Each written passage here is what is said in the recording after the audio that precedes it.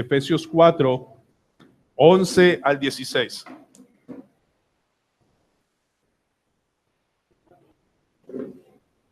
Efesios capítulo 4, versículos 11 al 16, si son tan amables. Dice así la palabra del Señor. Y él mismo constituyó a unos apóstoles, a otros profetas, a otros evangelistas. Efesios 4:11. Efesios 4:11.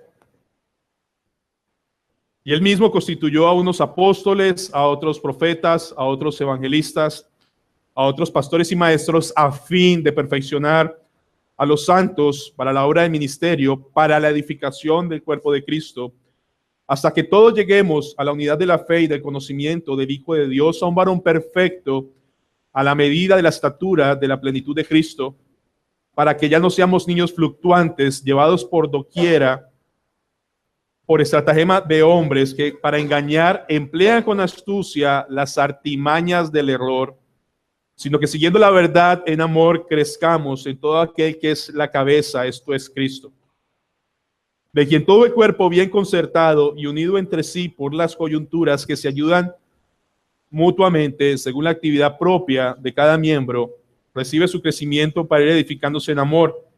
El sermón en esta mañana es del verso 13 al 15. El 16 empezamos la siguiente oportunidad que Dios nos dé. Vamos a orar. Amado Dios y Padre Celestial, Señor, gracias por lo que haces, por lo que sigues haciendo, por tu misericordia, por tu palabra, por tus dones, por tu sabiduría, por tu gracia aquí manifestada en tu iglesia, Señor. Y solo venimos a escuchar tu voz. No queremos escuchar a hombres ni pensamientos de hombres, pero si los hay, Señor, que tu gracia sea suficiente para limpiarnos y a enseñarnos a tomar lo bueno y aborrecer lo malo en todo lo que escuchemos, hagamos o leamos. Señor, rogamos que tu Santo Espíritu nos guíe en esta mañana toda verdad, que nos lleves a Cristo, que nos moldees en Cristo, que nos limpies en Cristo, Señor, y nos hagas más como Cristo en esta mañana. Gracias por este privilegio, Señor, que nos das de escuchar la palabra, de predicar la palabra y de congregarnos con libertad. Bendice, Señor, a los que nos visitan por primera vez. De misericordia de Lenin, de sus expectativas. Y permite, Señor, que lo acojamos, lo animemos y sienta parte de una familia, no solo en Colombia, sino de esta iglesia. Bendice a Beani, Señor, y su familia y permite que sean un tesoro como lo han sido hasta ahora, Señor, para mí y para muchos en tu iglesia. Gracias por esta oportunidad, Señor, en Cristo Jesús. Amén. Mis hermanos, déjenme iniciar llamando su atención. ¿Por qué vamos a un hospital? A un hospital vamos porque estamos enfermos, ¿verdad? Y porque tal vez hay un dolor bien fuerte y vamos porque queremos buscar una solución. No sé cuántos aquí tengan la buena costumbre, yo no la tengo, de hacerse un chequeo general, de ir al médico y mirar cómo están. Y muchos de ustedes y yo no lo hacemos porque no queremos escuchar malas noticias, ¿verdad? Ahora, vamos al hospital porque queremos ser sanados, ¿verdad? Que nos quiten el dolor. Y nuestro cuerpo, por el plan soberano del Señor, tiene manifestaciones que dicen que algo está mal.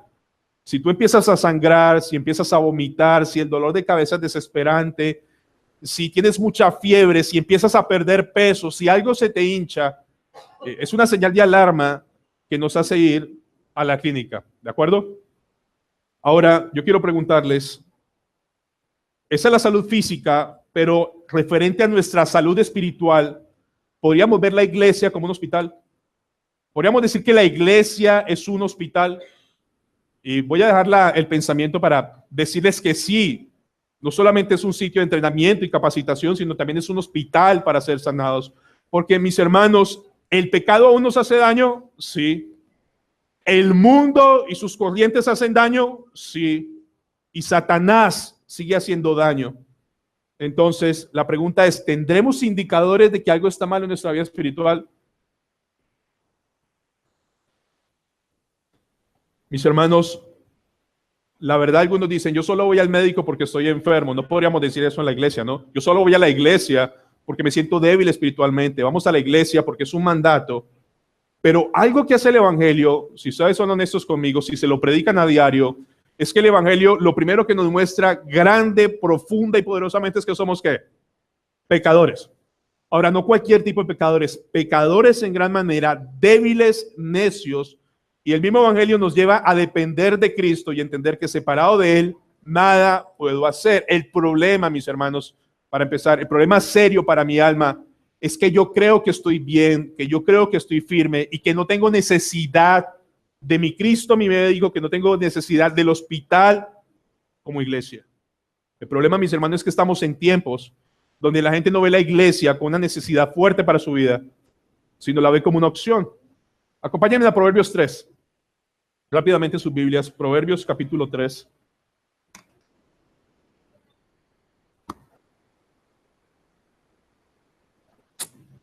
Solo vamos a leer dos porciones acerca de lo que dice el Señor acerca de su ley, de su palabra.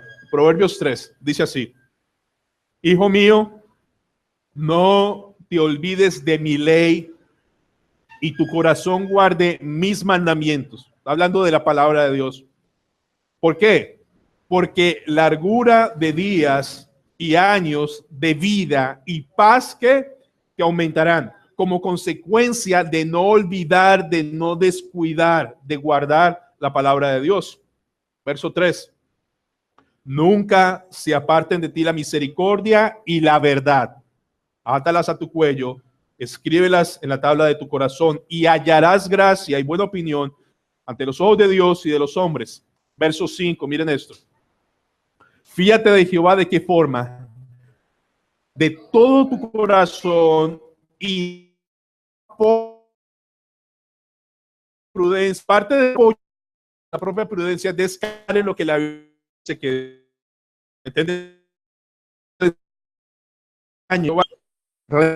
en todos tus caminos y él mismo que usa Dios para su palabra. Verso 7. No seas sabio en tu propia opinión, teme a Jehová y apártate del mal. Y ese es un problema, mi hermano, creerse sabio en tu opinión. Hay que estar.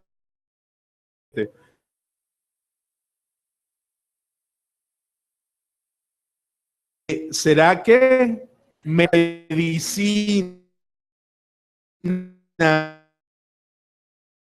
¿Qué es lo que es medicina para mi vida? La palabra de Dios, la palabra de Dios. Ahora, hermanos, ¿por qué inicio hablándoles a ustedes de un hospital? Porque hay una palabra que estudiamos hace 8 días, pero que tiene una aplicación y una interpretación que nos saltamos y no quiero dejarla por fuera. Vayan a Efesios 4, por favor, 11 y 12. Efesios capítulo 4, versículos 11 y 12.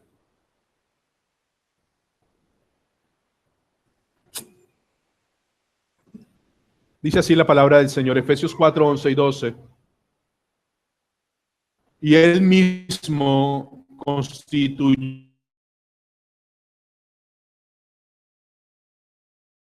a otros pastores y maestros. ¿Con qué propósito?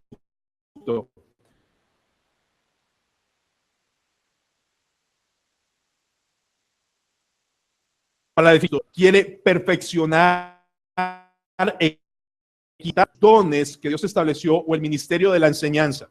Pregunta, hermanos, cuando un don de Dios, un pastor o un maestro de Dios, llamado por Dios,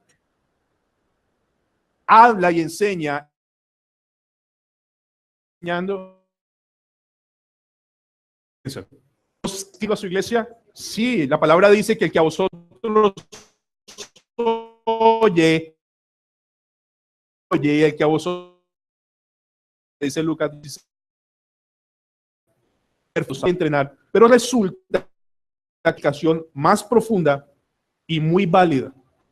Este mismo palabra en griego, este verbo en griego se utiliza en otra versión, en otra porción bíblica, que es Mateo 4:21. Se los voy a leer.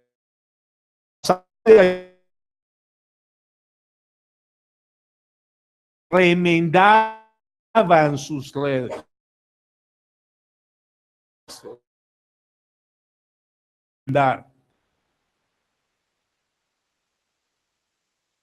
para que la red funcione adecuadamente, ¿verdad? Que puedan atrapar peces y que puedan mantenerlos atrapados. Si la red tiene huecos muy grandes, no va a funcionar. Entonces, de esta misma manera, el ministerio de la predicación no es solamente para capacitar, sino para reparar, para restaurar a los creyentes para la obra del ministerio. No solamente venimos a aprender, no solamente venimos a ser fortalecidos, sino a ser restaurados, reparados a través de la palabra de Dios. Hermanos, en otras palabras, Dios en su gracia, cada domingo o cada vez que se expone la palabra de Dios, está dándole medicina a sus hijos,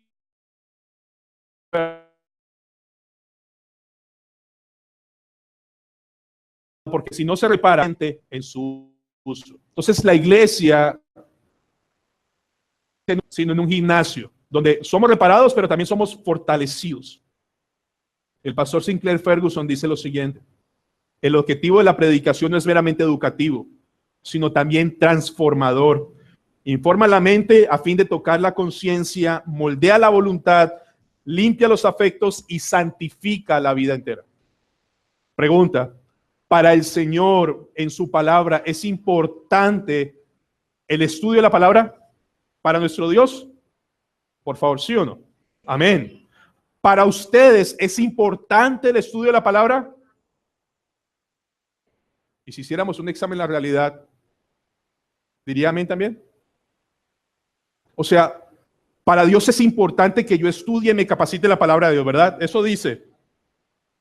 Y el creyente sabe que eso es verdad.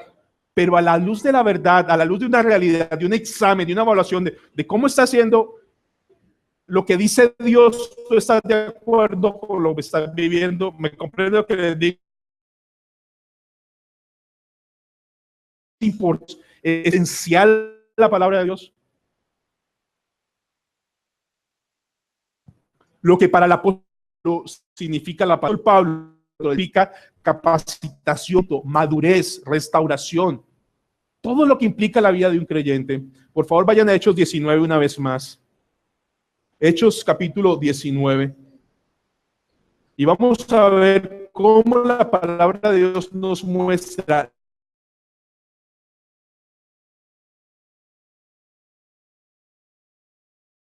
Hechos 19. Y no está mal que volvamos a leerlo. ¿De acuerdo? 19. Con Corinto, parte de recorrer las regiones superiores. ¿A dónde fue? A Éfeso, de la iglesia donde estamos predicando en el libro de Éfeso. Los discípulos, más adelante nos dice que son 12. Les dijo: ¿recibisteis el Espíritu Santo cuando creísteis? Ellos le dijeron: ¿qué?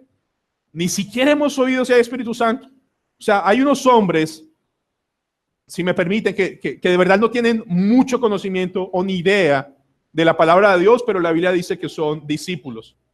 Entonces les dijo: ¿en qué pues fuiste bautizados? Ellos dijeron: en el bautismo de Juan.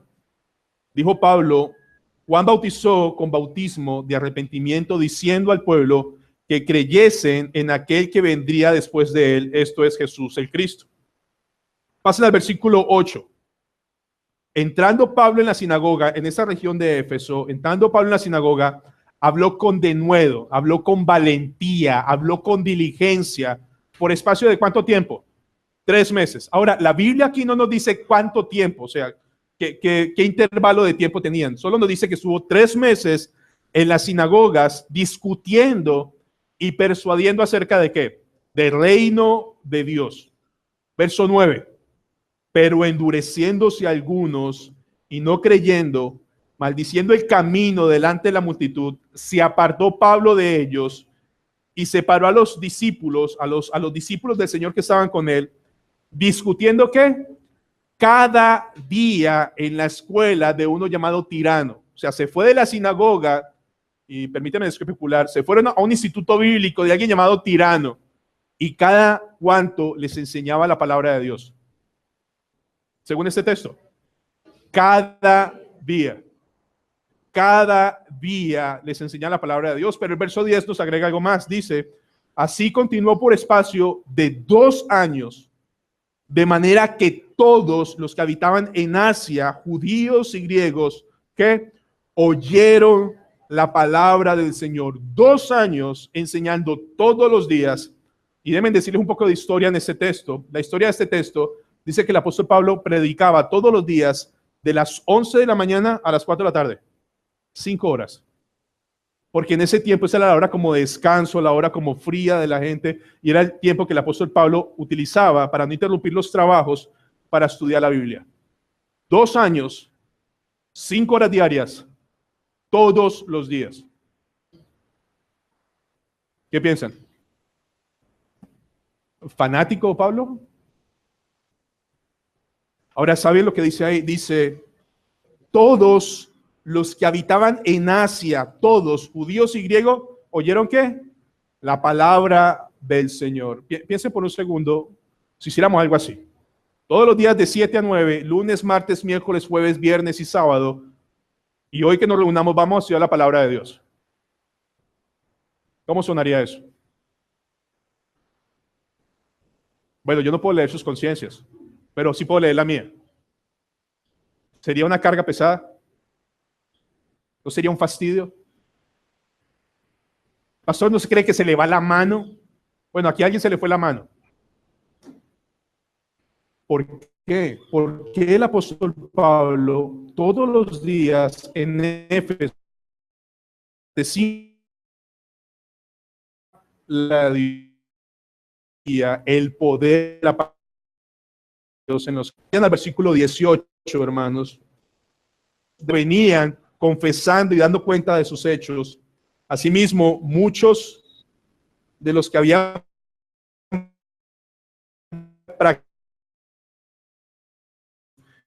de todos, y él 10,000 piezas de plata. Escuchen el 20. Y crecía y prevalecía poderosamente que la palabra del Señor, no el ministerio de Pablo, no la iglesia de Éfeso, la palabra del Señor crecía y prevalecía poderosamente al punto que los hombres botaban sus libros de magia y seguían condenando al Señor, y todo el mundo había escuchado la palabra del Señor. 2 años por 5 horas diarias según la historia. No lo dice la Biblia, pero la historia de este texto dice que fueron 5 años diarios. ¿Qué es lo que entendió el apóstol Pablo que hoy día nos cuesta entender? Lo poderosa que es la palabra de Dios para la vida del creyente. Esta semana, en un devocional con el grupo de alabanza, salió un texto a flote que es muy interesante en la versión Nueva Traducción Viviente. ¿Recuerda la historia de Marta y María? Que Marta estaba ocupada haciendo muchas cosas y María estaba a los pies de Jesús. Déjenme leerle lo que dice en 2 versículos este texto. Pero el Señor le dijo, mi preciada Marta, no, ella no, estás preocupada, tan inquieta por todos los detalles, por todas las cosas que hay que hacer. El 42 dice así, hay una sola cosa por la que vale la pena preocuparse. Hay una cosa que vale la pena preocuparse y María la ha descubierto. María descubrió algo que Marta no había descubierto, que era muchísimo mejor estar a los pies de Cristo escuchando ¿qué? La palabra de Dios. Hermanos, no solo María descubrió eso, lo descubrió Pablo.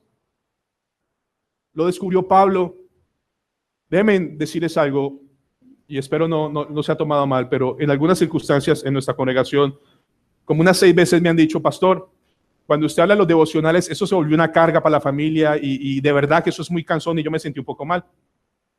Entonces dije, bueno, pero estas 2 semanas con Tomás, sobre todo para mi esposa, han sido muy difíciles en el colegio. Exámenes, trabajos, proyectos. A un niño en 2º grado. Y seguramente ustedes han tenido esas oportunidades. ¿Sí? Ustedes mandan una nota al colegio diciendo no pongan tantas tareas, no hagan exámenes. Ahora, ¿cada cuánto nos toca hacer todo eso? Todos los días, mientras están estudiando. Ahora, si ustedes quieren estudiar la universidad, tienen que si trabajan, ¿de qué horas a qué horas tienen que estudiar? Por la noche, ¿verdad? De 7 a 10, Germán, más o menos, 7 a 10. ¿Cada cuánto, Germán? Todos los días. Y los sábados, mediodía. ¿Sí así? ¿Alguien se ve mandando una carta? No quiero que me enseñen tanto de mi carrera. Por favor, no más, o sea, despacito.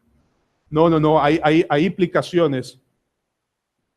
Pero cuando leemos al apóstol Pablo enseñando todos los días a la iglesia, no es que estamos trayendo un nuevo ministerio acá, solamente estamos hablando del texto, hermano, para nosotros sería una carga pesada y un fastidio estudiar todos los días la palabra de Dios.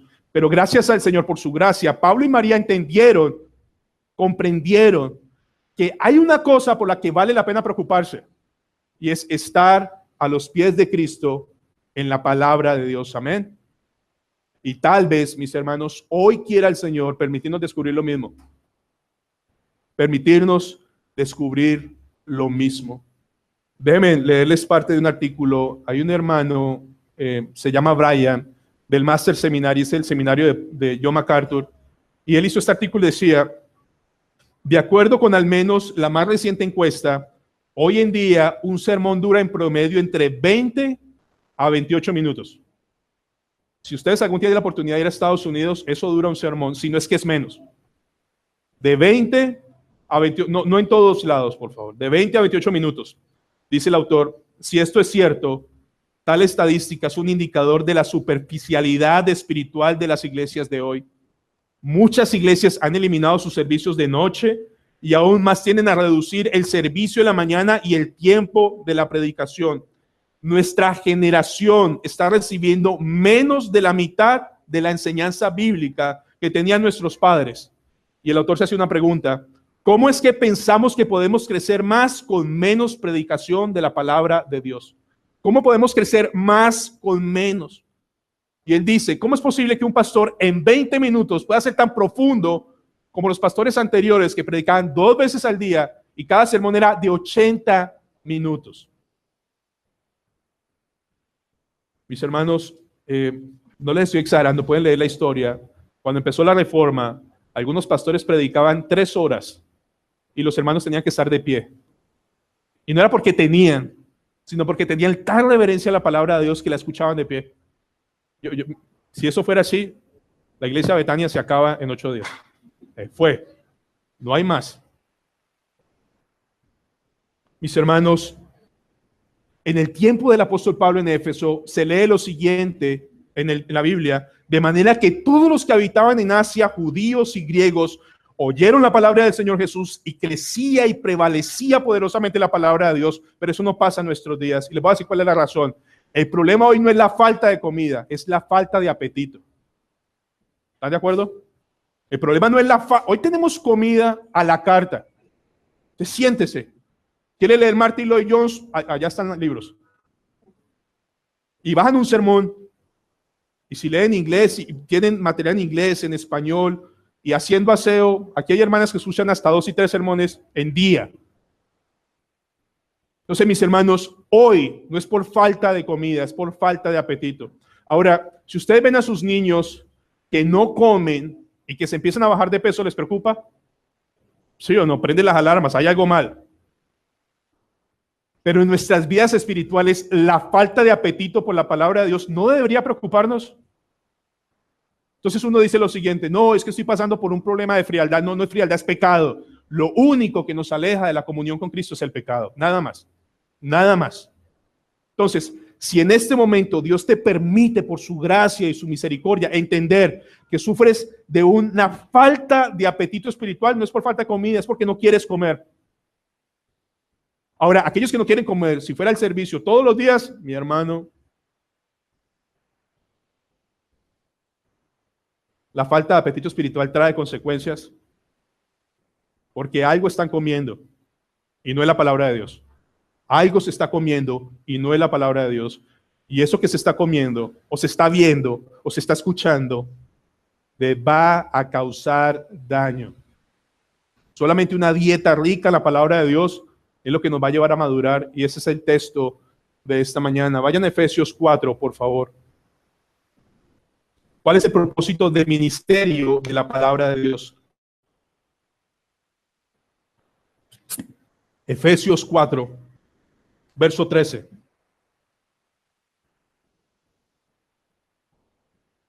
Miren cómo empieza el verso 13. ¿Hasta que cuántos?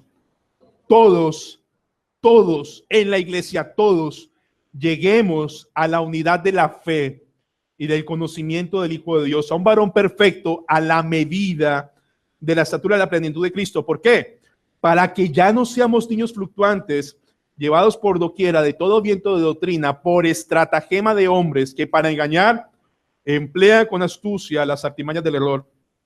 Verso 15, sino que siguiendo la verdad en amor, crezcamos en todo aquel que es la cabeza, esto es Cristo. Estos son los únicos textos que vamos a ver en esta mañana. No alcancé de verdad a llegar al 16, porque si llego al 16 nos quedamos sin la cena hoy. Entonces, hermanos, recordemos que el énfasis del capítulo 4, ¿cuál es? ¿Recuerdan cuál es el propósito principal de la iglesia en el capítulo 4? La unidad. Preservar, mantener la unidad. Entonces, como cuerpo, debemos todos vivir, poner nuestros dones al servicio del Señor. ¿Cuál es el propósito de poner los dones y de la capacitación de la palabra de Dios? Verso 13, hasta que todos lleguemos a la unidad de la fe y del conocimiento del Hijo de Dios, a un varón perfecto. Ese varón perfecto no es otra cosa que llevarnos a la madurez. O sea, la Biblia nos dice, quiero que por el ministerio de la palabra, dice el Señor, los maestros que yo establecí, toda la iglesia madure. No dice hasta que todos los pastores, no. Toda la iglesia debe madurar. Debe madurar. ¿A qué? A un varón perfecto. ¿Y cuál es la medida de ese varón perfecto? Cristo. Entonces, el propósito de la capacitación, la restauración, a través de la palabra de Dios es madurar. Ahora, los que tenemos niños y los que tienen sobrinos, el propósito de los niños es que cada día ellos vayan creciendo y les vamos dando un poquitico más de responsabilidad para que ellos vayan, ¿qué? Madurando poco a poco, ¿de acuerdo? Para que vayan cogiendo un poco más de experiencia, de sabiduría. Y como padres esperamos que nuestros niños crezcan sabiamente, maduren sabiamente para el día que tengan que salir de casa. A los 18 o a los 35. Alguna, entre esas dos fechas salen. Cuando son pequeños los niños son inestables. Sí. Los niños se dejan llevar por cualquier cosa, son superficiales. ¿Han tenido esas batallas con sus niños donde para lo que ellos es supremamente importante uno dice eso no tiene? Entonces los niños se aferran a cosas que no son importantes, son fáciles de distraer, bien superficiales, pero eso es lo que significa ser niños. Entonces el propósito de la iglesia no significa eso, es parte de ser niños, pero el bienestar de una iglesia está en su madurez. Pero el daño que le hace la iglesia a la inmadurez también es muy fuerte. El bienestar de una iglesia está en la madurez. Ahora, ¿cómo buscamos la madurez? Versículo, buscando que todos, hermanos, que todos lleguemos a la unidad de la fe. Que todos, o sea, hay una preocupación mutua que todos. Déjenme resumir esto. ¿Saben qué significa madurar a la luz de la palabra? Tener una más estrecha comunión con Cristo, más firme, más fuerte, una estrecha comunión con Cristo. Pero esa estrecha comunión con Cristo solo se puede obtener a través de ¿qué? De su palabra. Yo no puedo amar a un Cristo y aferrarme a un Cristo que no conozco. Es la fe que tenemos en Cristo, descansa en las verdades que la Biblia dice de Cristo. Hermanos, es posible que el descuido de la palabra de Dios me lleve a tener una relación con un Cristo que ya no es el Cristo de la Biblia. Me lleva a tener una relación con un Cristo que es alcahueta, que en un Cristo que no demanda nada, que en un Cristo que no hay deberes. Y eso hace mucho daño a la palabra de Dios. Entonces, madurar en ese texto no es otra cosa que crecer a la estatura de Cristo. Ahora, si alguien aquí dice, a nadie le importa la relación que yo tenga con Cristo. ¿Podríamos pensar así? A nadie le tiene que importar la relación que yo tenga con Cristo. Mis hermanos, la Biblia dice que todos debemos crecer. Si uno se queda sin crecer, si uno se queda inmaduro, ¿va a afectar la iglesia? Sí, sí. Entonces, si vemos a alguien con falta de apetito espiritual y nos preocupamos por esa falta de apetito espiritual, no es que sea uno meticuloso ni chismoso, ese es el propósito de la membresía, cuidarnos unos a otros, porque estamos llamados todos a crecer. Si alguien dice, mire, qué pena con usted, que nadie se meta en mi relación porque yo tengo una relación íntima con Cristo, pero si esa relación íntima con Cristo no es una relación íntima con la iglesia, no tienes nada con Cristo. Es mentira, porque eso no es lo que dice la palabra. Entonces, mis hermanos, Hay un pastor, estando en el entrenamiento que tuve, el pastor Salvador Gómez, dije algo y no se me borra la cabeza. ¿Ustedes han visto un bebé? Y están jugando con un bebé. ¿Qué les produce el bebé? Ternura. Pero ¿qué les produce alguien que es grande pero actúa como un bebé? No produce ternura. Él dice, produce tortura. Tortura. De verdad, tortura. Tortura, tortura. Entonces, el crecimiento en el Señor depende de toda la iglesia, porque no estamos hablando del crecimiento individual, sino el crecimiento como iglesia. Debemos procurar que todos estemos creciendo, que todos estemos madurando, y por eso nos preocupamos los unos por los otros. ¿Y cuál es el propósito de madurar? Versículo 13.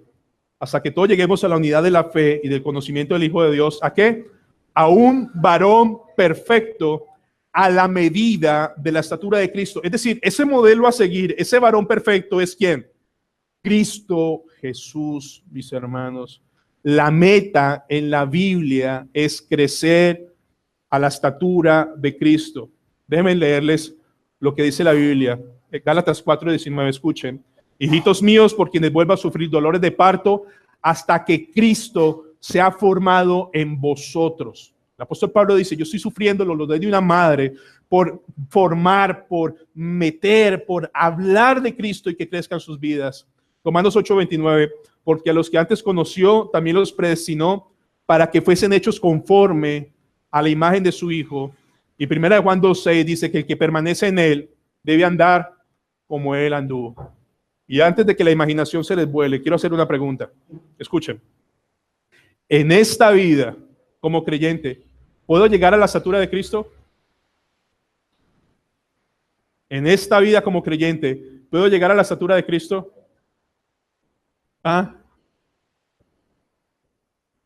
Es imposible. Es imposible. Pero eso no quite que no sea el modelo. Es imposible. Pero algo sí es posible, y esto tengo toda la claridad. Un creyente no se va a quedar siendo un bebé espiritual, porque Dios empezó la buena obra y Él la perfeccionará. Ese creyente va a madurar. Y no porque sea increíblemente inteligente, sino porque Dios es increíblemente fiel en llevarlo a madurar. Entonces no permanecerá como un bebé, porque Dios empezará la obra, pero Dios nos demanda entre nosotros cuidarnos. Entonces, de verdad, cuando vemos que hay alguien que no está comiendo, que no está asistiendo, que deja de ser la persona que era antes, ahí debe levantar una preocupación. Mira qué pasa. Porque tu inmadurez va a afectar la iglesia, o por lo menos va a traer mucho dolor. Eso es inmadurez. Hermanos, no pasa en la casa de ninguno. Yo no me imagino que esto pase, que llega el niño de 10 años, llega Jean Paul a la casa y la mamá está brava cocinando algo, Carolina. Y entonces Carolina no lo saluda y Jean Paul dice, me voy de la casa porque aquí no saludan. Eso no pasa en la casa. Pero ¿saben dónde pasa? Aquí. ¿Usted se imagina que uno deja una iglesia porque no le dieron el saludo? Eso es inmadurez. A eso no nos está llamando el Señor. Nos está llamando a crecer a la estatura de Cristo. La Biblia dice que, por tanto, mirando a cara descubierta a Cristo mismo, somos transformados de gloria en gloria, como por el Espíritu del Señor. Hermanos, la verdad es que un genuino creyente, y utilizo la expresión genuino creyente una vez más, por alguien que Dios salvó y escogió, ese genuino creyente ya está en proceso de madurar, ya está creciendo. Y de verdad no es por causa tuya, es por causa de Cristo. Mis hermanos, quiero hacer un ejercicio sencillo. ¿A usted les ha pasado que va un testigo de Jehová a sus casas y ustedes dicen, es hora de evangelizar, y salen evangelizados por ellos? Y entonces terminan diciendo, ay, yo tengo dudas de que Cristo sea Dios. Ahora tengo dudas de que la Trinidad, porque ellos van con toda. O tienen la conversación con un adventista y dicen, ay, ya es el sábado y no el domingo y yo no sé qué hacer ahora. Y los confunden así con una facilidad. O algunos dicen, voy a ver enlace porque yo quiero que enseñen a los herejes. Y terminan siguiendo lo que dicen los herejes. Por la falta de madurez en qué? En la palabra de Dios. Entonces, ¿cómo se refleja que estamos madurando? Hay dos características en el texto que nos dicen que estamos madurando. Efesios 4, por favor. Verso 14. La primera es, para que ya no sea, o sea, somos capacitados por la palabra de Dios para que ya no seamos niños fluctuantes, llevados por doquiera por todo viento de doctrina, por estratagema de hombres que para engañar emplean con astucia las artimañas del error. Ahora, la primera señal de madurez no es que actúe como un niño espiritual. La primera señal de madurez es estabilidad y firmeza doctrinal. Un maduro creyente no se deja mover fácilmente. Un creyente maduro o madura discierne los errores en una predicación, discierne los errores en una enseñanza y no deja pasar las cosas. Deben hacerles una pregunta y contestan al final si quieren hablar conmigo. En Cristo, la justificación, ¿somos hechos justos o declarados justos? No van a contestar, anciano Mario, no va a contestar. ¿Somos hechos justos o declarados justos? Si alguien dice, es igual, bueno, ahí ya se metió un error. Somos declarados, no somos hechos, somos declarados justos. Y solamente para decirles una palabra sencilla, el daño que puede hacer. Porque si somos hechos justos, entonces dependemos de nosotros y no de Cristo. Para que ya no seamos niños fluctuantes, la palabra de Dios utiliza la ilustración de un barco que es golpeado por el viento y por las olas. Hermanos, ¿qué pasa cuando un barco es golpeado por una fuerte tormenta? ¿Es posible que ese barco quede a la deriva? ¿Qué significa quedar a la deriva? Sin rumbo. Entonces llega un viento y lo lleva para acá, llega otro viento y lo lleva para acá. ¿Sí? Entonces es arrastrado por doctrina y doctrina, mis hermanos, pero el texto dice que hay creyentes inmaduros que les pasa eso. O sea, no estamos hablando de impíos, estamos hablando de creyentes inmaduros que no estudian, que no se preparan y ceden a sus convicciones fácilmente, fácilmente. Miren, yo no quiero sonar a risa, pero ¿cuántas veces me ha pasado a mí en el ministerio y dice, pastor, quiero hacerle una pregunta, pero no es porque yo tenga dudas, es de mi tía. A mi tía le pasó esto, sí, pero no es para mí, yo estoy firme y seguro, pero mi tía no, pero no sé cómo responderle a mi tía.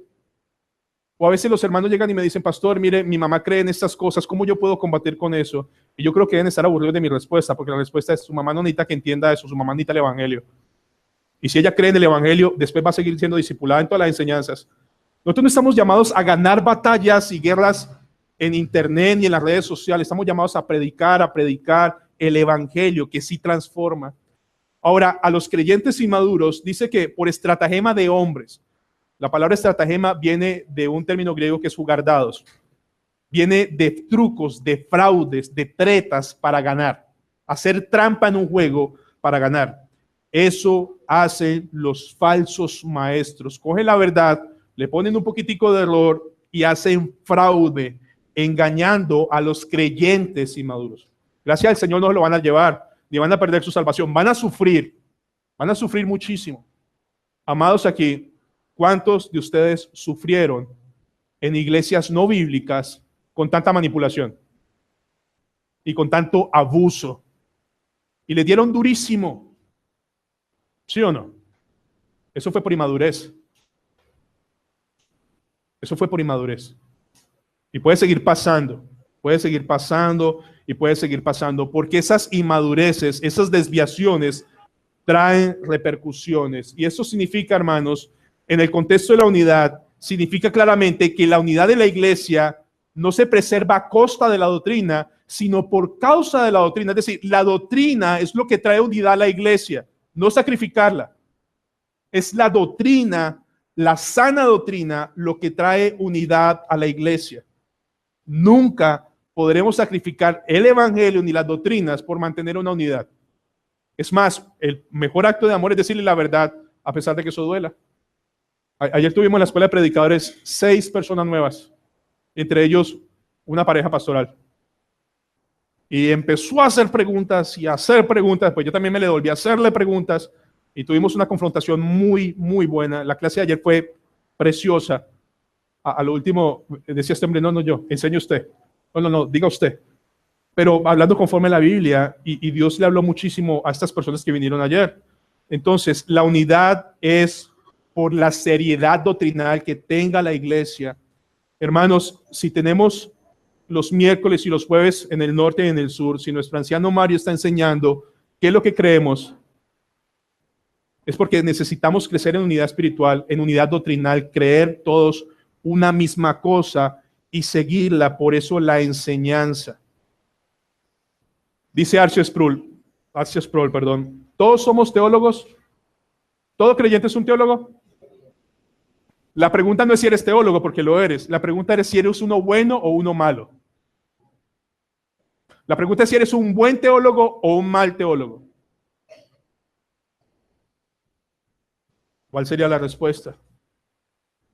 ¿Eres un buen teólogo o un mal teólogo? Y tú dices, bueno, si eres un mal teólogo, pobre tu esposa y pobre tus hijos porque van a sufrir. Van a sufrir. De verdad van a sufrir. ¿Cómo muestra otra evidencia de madurez? Efesios 4:15. Nos dice cuál es el antídoto para ello. Efesios 4:15. Si no, ¿lo ven?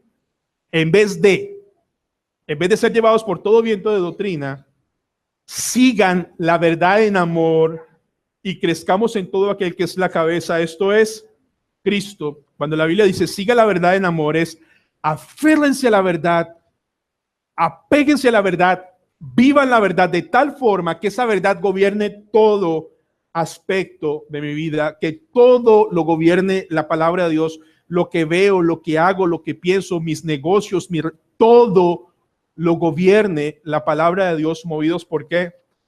Por el amor. Y aquí me voy a demorar un poquitico. Hermanos, vivimos en tiempos donde a veces la verdad hace a la gente tan arrogante que cuando la gente conoce la verdad, eso parece quitando cabezas.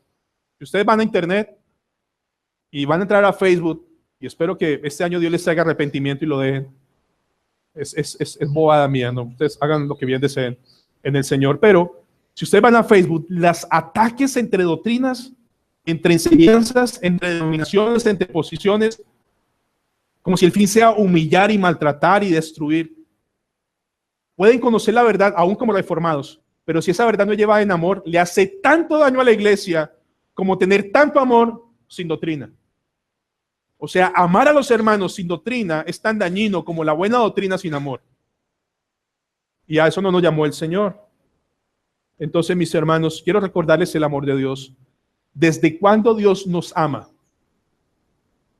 Desde antes de la fundación del mundo. Ahora, no solamente nos amó antes de la fundación del mundo, sino nos amó estando aún muertos en delitos y pecados.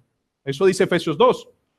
¿Y dónde demostró Cristo su amor eterno por nosotros? En la cruz del Calvario, muriendo por todos mis pecados, recibiendo toda la ira de Dios por cada pecado sobre mí. ¿De acuerdo? Ahora, si tú conoces la verdad, ¿por qué es? ¿Porque estás en la escuela de predicadores? ¿Porque estás en la célula del anciano Mario, del anciano Jaime? No, porque Dios en su gracia te abrió los ojos. El problema es que Dios nos abrió los ojos, pero con el tiempo perdimos el apetito. Ya no tenemos hambre de la palabra de Dios. No es importante estudiar la palabra de Dios. Y mis hermanos, algo que nos enseñaba el anciano Jaime en la última conferencia de parejas es que entre más tengamos comunión con Cristo, vamos a empezar a tener mejor comunión con las esposas, ¿verdad? Es exactamente igual. Piensen por un segundo, una mujer llena de la palabra de Dios, una mujer llena de la comunión en Cristo Jesús, vive para la gloria de ¿quién? De Dios. Ahora pasen al otro lado, una mujer inmadura, una mujer débil, creyente pero débil, ya no es la gloria de Dios, es su gloria. No me ama, no me quiere, no me llama, no me pone, no me regala, no. Y entonces en vez de vivir con el gozo del Señor, viviendo para la gloria de Dios, y toda la culpa es de su marido, o toda la culpa de... No, eso es inmadurez, hermanos, eso es inmadurez, eso es un niño chiquito. Porque Dios le dice a este hombre, a esta mujer, ¿tú recuerdas que yo te dije que a los que aman a Dios todo ayuda bien? Dice, sí, Señor, todo, pero menos mi esposa o mi esposo. A él sí. Todo menos esto, pero la Biblia es todo. Si Dios nos amó de esa forma, no tenemos derecho a hacer otra cosa que vivir la verdad en amor, en misericordia. Hermanos, un creyente maduro conoce la verdad, desea la verdad, ama la verdad y quiere predicar la verdad. Es un apasionado, pero estos apasionados de la verdad, ¿saben cómo les decimos hoy? Fanáticos. Hermano, llega diciembre ahorita. Yo he hablado de esto, pero viene diciembre ahorita y algunos salen de trabajo y después no quieren ir al lago Calima y van a pasear un fin de semana y su esposa le dice, mi amor, ¿nos vamos a escuchar un sermón? Ay, ayer estuvimos en la iglesia y hoy también. Sí, un sermón. Vamos a escuchar un sermón. Hasta alabanzas me aguanto. Pero un sermón otra vez. Mis hermanos, ¿qué nos ha hecho la palabra de Dios para que la despreciemos? Yo quiero decirles. Porque despreciar la palabra de Dios es despreciar a Cristo mismo. ¿Qué nos ha hecho la palabra de Dios? ¿Cuántas veces el Salmo 51 no me ha y te ha levantado a ti? O el Salmo 32, o porciones bíblicas que han restaurado nuestras vidas, perdón, misericordia en el matrimonio con nuestros niños. ¿Sí o no? Qué mal nos hace la palabra de Dios. Y hablaba ahorita Mose Jamundí, que todos sabemos que la palabra de Dios es importante, y yo sé que he hablado muchas veces esto, pero hermanos, nuestros niños, ¿qué dirían? Para mi mamá es más importante mi alma o mi cabeza. ¿Qué contestarían los niños?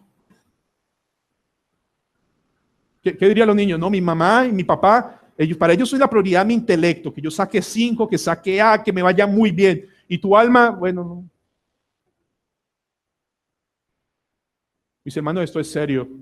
Si vemos a un apóstol Pablo enseñando por 2 años, 5 horas al día, es porque esto es serio. Y trajo un fruto increíble de los cuales ustedes y yo estamos beneficiados hoy. Ustedes se imaginan, si me permiten, tomar a nuestros hijos y disipularlos de esa forma.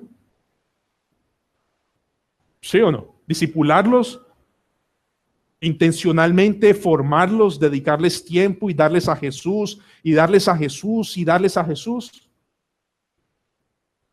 Mis hermanos, si no les damos a Jesús, el diablo se da a sí mismo todo el tiempo, a toda hora y en todo lugar, y por todos lados. Todo el tiempo se está entregando y desviando y enredando.